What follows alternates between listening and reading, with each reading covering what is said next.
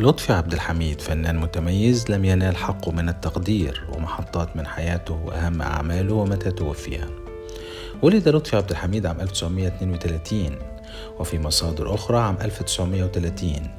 بدأت مسيرته الفنية على مسرح الهواة، وكان أول فيلم يشارك فيه هو فيلم ظلموني الناس عام 1950 مع عباس فارس ومحمود شكوكو، لتنطلق مسيرته الفنية في أدوار صغيرة في شبابه.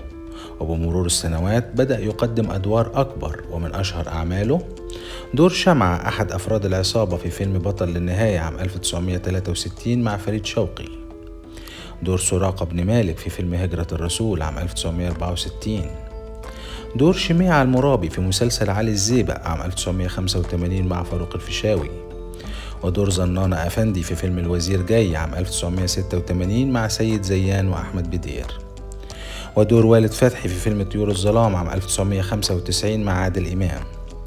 قدم لطفي عبد الحميد حوالي 160 عمل فني، كان آخرها مسلسل دهب قشرة عام 1998 مع هالة صدقي، وبعدها غاب لطفي عبد الحميد عن التمثيل في سنواته الأخيرة حتى توفي عام 2002 عن عمر 70 عاما.